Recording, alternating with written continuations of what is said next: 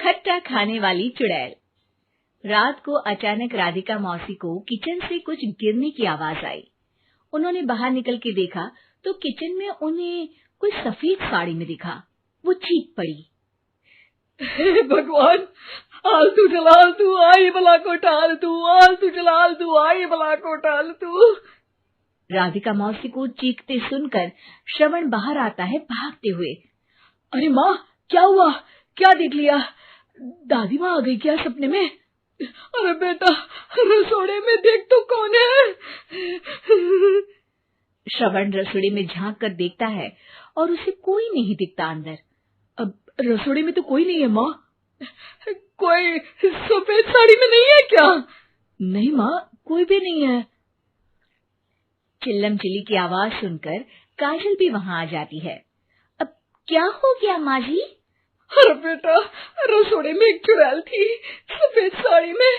अरे क्या कर रही थी वो अंदर? अरे बताया नहीं, कल आएगी ना तो पूछ लूंगी। चुड़ैल जी, आपका क्या प्लान है? माँ जी, रात बहुत हो गई है, आपने कोई बुरा सपना देखा होगा, चलिए सो जाइए। राधिका मौसी सोने तो चली जाती है, पर उनको रात भर नींद ही नहीं आती। वो कुछ भी उलझुल बातें सोचने लगती है। कहीं चुड़ैल की वजह से तो घर में टेंशन नहीं हो रहा, कहीं उसी की वजह से तो वो दादी नहीं बन पा रही। सुबह जब राधिका मौसी रसोड़े में छानबीन करती है तो पाती है कि नींबू का अचार गायब है। चुड़ैल नींबू का अचार ले गई? मुझे तो ठीक नहीं लग रहा कुछ। चुड़ैल को भी पता है कि जिंदगी का असली मजा तो खट्टे में ही है। राधिका मौसी झट से श्रवण को फोन कर देती है।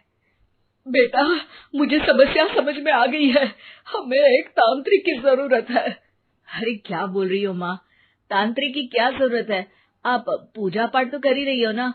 आलतू जलालतू मंत्र सारे फालतू जैसे कुछ मंत्र पढ़ो, चली जाएगी अपने आप चुड़ैल। अरे नहीं बेटा, कभी चुड़ैल को कम नहीं समझते। अरे तुझे पता भी नहीं चलेगा कि कभी वो छल करके काजल की जगह घर की बहू खुद बन जाएगी। क्या माँ, कुछ भी बोल रही हो? कहाँ काजल और कहाँ चुड़ैल? वैसे एक बात बताओ, काजल को अगर गाने के लिए बोल देना तो चुड़ैल काजल की आवाज सुनकर घर तो क्या, धरती लोग छोड़कर चली जाएगी। तुम ना पढ़े लिखे बच्चे हर चीज को मजाक समझते हो। तुम रहने दो, मैं खुद ही तांत्रिक को बुला लेती हूँ। अच्छा सुन, शाम को इमली लेके आना। क्या है कि चटनी खाए बहुत दिन हो गए है ना? नहीं माँ, इमली तांत्रिक से ही मंगवा लो ना, आटा वगैरह भी उसी से पिसवा लेना। देखो मुझे काम करना है। श्रवण रात को कई तरह की सब्जियों के साथ माँ के कहने पे चटनी के लिए इमली भी ले आया था, लेकिन राधिका मौसी के दिमाग में अलग ही फिल्म चल रही थी। उन्हें अब सिर्फ शक ही नहीं यकीन होने लगा था कि शायद चुड़ैल ने श्रवण पर अपना जाल बिछा दिया था, जिस वजह से श्रवण उनकी बात ही नहीं मान रहा था। पर कोई नहीं, आने वाली रात में राधिका मौसी खुद तैयार हो गई चुड़ैल को पकड़ने के लिए। रुद्राक्ष की माला, तुलसी का पत्ता, हनुमान चालीसा सब हाथ के पास ही था, बस चुड़ैल का इंतजार था। और जैसा राधिका मौसी ने सोचा था वैसा ही हुआ। वो चुड़ैल उस रात भी आई, पर वो राधिका मौसी से तेज निकली और राधिका मौसी के उससे पकड़ने के पहले ही वो भाग खड़ी हुई।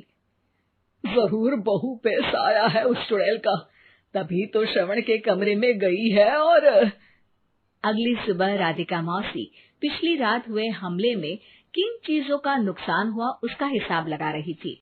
उनके खेमे से एक आम के अचार की शीशी भी गायब हो चुकी थी, और वो इमली भी जो कल श्रवण लेकर आया था। राधिका मौसी इस बारे में सोच ही रही थी कि श्रवण जल्दी से रसोड़े में आकर दवाइयों की पोटली ढूंढने लगता है। अरे बेटा, क्या हो गया? अब माँ, वो काजल की तबीयत खराब है, बहुत घबराहट हो रही है उसे। हे भगवान, मैंने पहले ही कहा था कि तांत्रिक को बुला लेते हैं, पर नहीं। अब देखो, उस चुड़ैल ने काजल को अपने वश में करना शुरू भी कर दिया है। हालांकि श्रवण भूतों में विश्वास नहीं करता था, पर अब वो भी डर जाता है। और राजी हो जाता है एक तांत्रिक को बुलाने के लिए। कुछ ही घंटों में तांत्रिक आ जाते हैं और राधिका मौसी तांत्रिक जी को सब बता देती है। घोर संकट, घनघोर संकट, चुड़ैल को मारू जोर चाकट, ओम भट स्वाहा खटखा के आहा। अरे ये क्या मंत्र है? मेरे खुद के ओरिजिनल मंत्र है, कल रात को ही लिखे हैं, अच्छे लगे तो दाद चाहूंगा। एक और मंत्र सुनो, अर्ज किया है आब्राकडाब्रा, दिल्ली बम्बई आगरा, चंदा मामा सोवरले सिरन मामू जारा। ये मंत्र है? अरे कोई चालीसा वालीसा पढ़ो ना। वक्त कम है, 40 नहीं पड़ेंगे, 20-25 में काम चलाना पड़ेगा। अलग निरंजन जाके लंदन, मुफ्त का मंजान घिस मेरे नंदन। अरे जल्दी करो तांत्रिक जी, जल्दी करो। तांत्रिक अपने उल झलूल मंत्र पढ़ने लगता है। श्रवण को तांत्रिक पे शक होता है। वो अपने एक डॉक्टर दोस्त को कॉल कर देता है ताकि कोई अनहोनी हो तो इमरजेंसी में चीजें मैनेज हो जाए। तांत्रिक धुनी रमाता है, जिसकी वजह से कमरे में काफी धुआं हो जाता है और जिसकी वजह से बहू की घबराहट बढ़ जाती है। अब भागेगी चुड़ैल। हाँ।